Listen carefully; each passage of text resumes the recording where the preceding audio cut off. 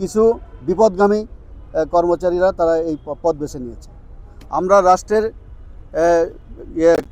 কর্মকর্তা, আমাদের আনুগত্য থাকবে রাষ্ট্রের প্রতি, আমাদের সংবিধানের প্রতি, আমাদের যে আইন দেওয়া হয়েছে, যে বন্দরের আইন যেটা দিয়ে বন্দর চলে, সেই আইনের প্রতি আমাদের শ্রদ্ধাশীল থাকতে হবে, প্রতিষ্ঠানের প্রতি শ্রদ্ধাশীল থাকতে হবে।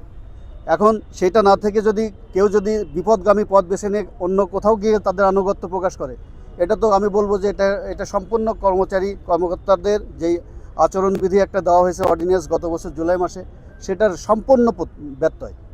এটা আমরা হতে পারি না। এটা আমরা সরকারি কর্মচারী, আমাদের বেতন ভাতা সব কিছু সাধারণ মানুষের থেকে, ট্যাক্স থেকে। আমাদের অ্যাকাউন্টেবিলিটি জনগণের কাছে, সাধারণ মানুষের কাছে। এই ধরনের পথ কেন আমরা বেছে নেব?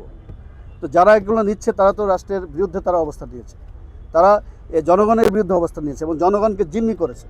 এই রোজার আগে যেখানে মানুষের এখন আপনার হলো সবার একটা হয়েছে যে বাজারে কীভাবে দ্রব্যমূল্য কমানো যায়, সেই সময় এসে এরকম একটা করে জনগণের একটা অসন্তোষ সৃষ্টি করা, এটা একটা পরিকল্পিত একটা তাদের পরিকল্পনা।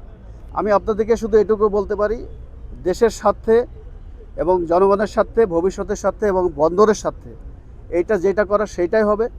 এখন কখন শেষ হবে, কবে হবে, এইটা ওই প্রসেসটা শেষ হওয়ার পরেই চুক্তি হবে। কাজে তার আগে এই ধরনের বিভ্রান্তিকর তথ্য আসলে অপপ্রচার করার কোনো অর্থ হয় না। আমি এটার কোনো